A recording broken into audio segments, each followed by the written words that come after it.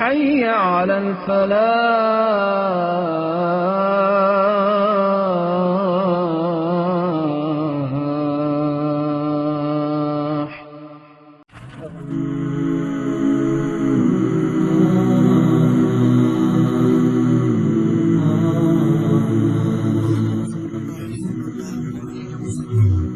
چلیے آج ہم قرآن کی ایک بہت ہی خاص سورۃ الحشر کی تفصیل میں جاتے ہیں۔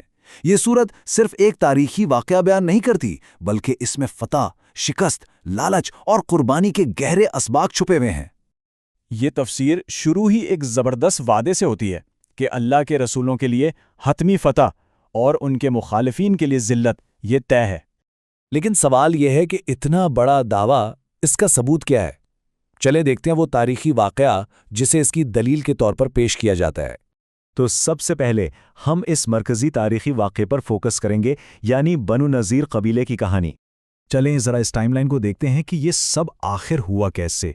دیکھیں، کہانی کا آغاز ہوتا ہے سال 2 ہجری میں ایک امن معاہدے سے، لیکن جنگ بدر کے بعد اس قبیلے نے معاہدہ توڑ دیا اور سازش کی۔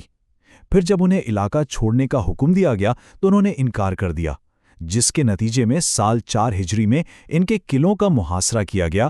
آخرکار جب ان کے اتحادی بھی مدد کو نہ آئے تو انہیں جلاوطن ہونا پڑا۔ اب یہاں ایک بہت دلچسپ بات ہے، ان کا اپنے دفاع پر غرور۔ جیسا کہ آیت میں کہا گیا، انہیں گمان تھا کہ ان کے قلعے انہیں خدا کی پکڑ سے بچا لیں گے۔ وہ سمجھتے تھے کہ انہیں کوئی شکست نہیں دے سکتا۔ تو یہ ایک اہم سوال ہے، اگر وہ اتنے ہی محفوظ تھے، انہیں اپنے قلعوں پر اتنا ہی ناز تھا، تو پھر ان کی شکست ہوئی کیسے؟ تفسیر کے مطابق حملہ ان کی جسمانی دیواروں کے خلاف نہیں تھا، بلکہ ایک ایسی سمت سے آیا جس کی انہوں نے بالکل توقع ہی نہیں کی تھی۔ تو اصل نقطہ یہ ہے کہ ان کی شکست فوجی تھی ہی نہیں، بلکہ نفسیاتی تھی۔ خوف نے انہیں اندر سے کھوکھلا کر دیا، ان کے ہتھیار اور ان کے قلعے سب بیکار ہو گئے۔ اور اس خوف کا نتیجہ سوچئے، وہ اس حد تک ٹوٹ چکے تھے کہ جب انہیں نکالا جا رہا تھا تو وہ اپنے ہی گھروں کو اپنے ہی ہاتھوں سے برباد کر رہے تھے۔ بنو نذیر کی جلاوطنی کے بعد ایک بالکل نیا سوال سامنے آیا، ان کے چھوڑے ہوئے مال کا کیا ہوگا؟ اور یہیں سے کہانی ایک نئے اخلاقی موڑ پر آتی ہے۔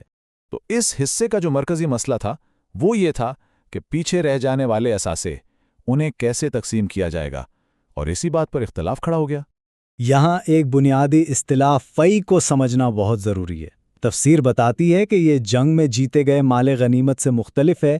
کیوں؟ کیونکہ اس کے لیے لڑائی نہیں کی گئی تھی، اس کا مطلب ہے لوٹایا گیا مال۔ چلیں ان دونوں میں فرق کو ذرا صاف صاف دیکھتے ہیں۔ مال غنیمت وہ ہے جو میدان جنگ میں لڑ کر حاصل کیا جاتا ہے اور اس میں فوجیوں کا حصہ ہوتا ہے، لیکن بنو نذیر کا مال فے تھا، کیونکہ یہ بغیر لڑائی کے ملا تھا، اس لیے اس کی تقسیم کا اصول بالکل الگ تھا۔ تو پھر یہ مال گیا کہاں؟ تفسیر کے مطابق اسے اجتماعی فلاح کے لیے استعمال کیا گیا، یتیموں، غریبوں اور خاص طور پر ان مہاجرین کے لیے جنہیں اپنے گھر بار چھوڑنے پڑے تھے۔ اس کا بنیادی مقصد معاشی انصاف کو یقینی بنانا تھا۔ اب اس فیصلے پر 2 طرح کے رد عمل سامنے آئے۔ ایک طرف انصار اور مہاجرین تھے جنہوں نے قربانی اور ایثار کی ایک بہترین مثال قائم کی، جبکہ دوسری طرف منافقین تھے جنہوں نے لالچ دکھایا اور اعتراضات اٹھائے۔ اور اب ہم آتے ہیں اپنے آخری حصے کی طرف، جو اس پوری کہانی کا آپ کہہ سکتے ہیں سب سے بڑا اخلاقی اور روحانی سبق ہے۔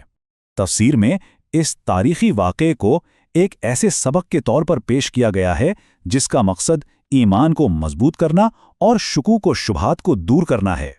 اس پیغام کی طاقت کو سمجھانے کے لیے یہ تفسیر ایک زبردست مثال پیش کرتی ہے۔ مثال یہ ہے کہ اگر یہ قرآن کسی بے جان چیز جیسے کہ ایک پہاڑ پر نازل ہوتا تو وہ پہاڑ اللہ کے جلال اور خوف سے پاش پاش ہو جاتا۔ یہ اس پیغام کے وزن اور اس کے اثر کو ظاہر کرتا ہے۔ اور ہم اسی سوچ انگیز سوال کے ساتھ اپنی بات ختم کرتے ہیں جو یہ تفسیر اٹھاتی ہے کہ اگر ایک خدائی پیغام پہاڑ کو ریزہ ریزہ کر سکتا ہے تو اس کا کیا مطلب ہے اگر وہ انسانی دل پر اثر نہ کرے؟